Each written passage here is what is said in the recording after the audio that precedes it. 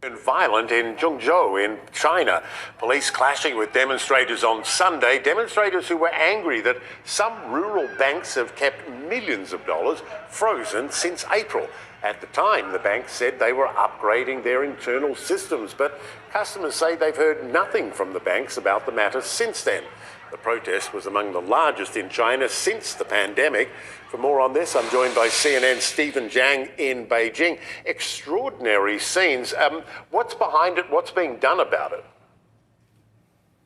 Michael, indeed such an extraordinary scene to see more than 1,000 people show up on Sunday morning to stage this rare protest in front of the provincial branch of the country's central bank demanding their money back. But that's also why the provincial authorities went to such great lengths, as you mentioned, even tampering with these people's health QR codes, which is such a basic necessity for anyone in China to leave their homes these days. But that effort really failed after a nationwide backlash, which is why this protest eventually took place, with demonstrators really training their fire at the local authorities, hurling the Chinese national flags and chanting slogans, with some banners accusing the local police of using violence against them and even calling for human rights and the rule of law. But their peaceful tactics really didn't make their protest last that long. After a few hours of standoff, you could see hundreds of local security personnel, many plainclothes agents charging towards this crowd, forcibly removing everyone, including the elderly and children.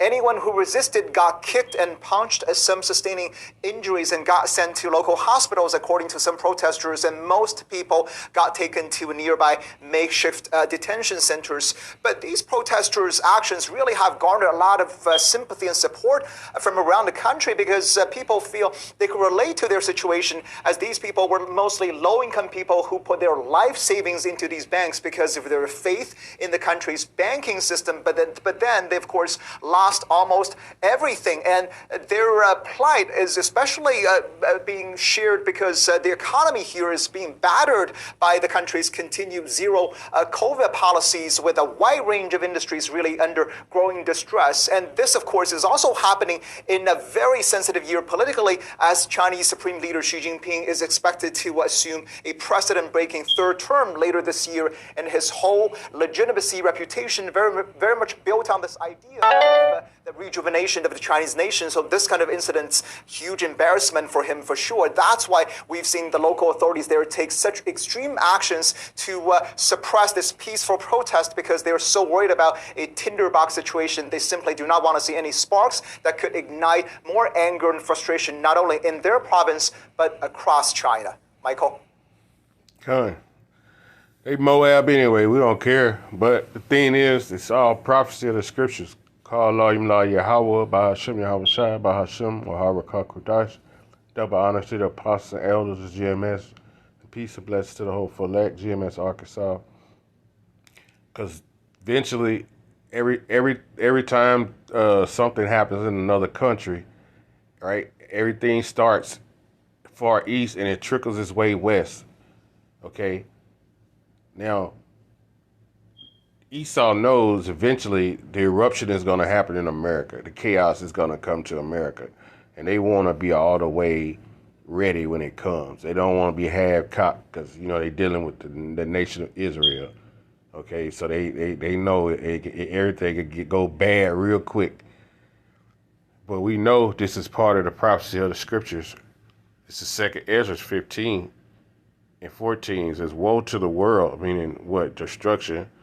And them that dwell therein, for the sword in their destruction draweth nigh. One people shall stand up and fight against another people with swords in their hands. You see this happening over there in China right now. The people are fighting against each other, and it's due to what? Money, the banks. And that's one way you could get a riot started, is the food stop running, or you mess with somebody's money, lose somebody all their whole life savings in a bank account. They are going to erupt. It's not going to be any talking. Okay? And this is part of the prophecy of the scriptures, man. And it's coming to America.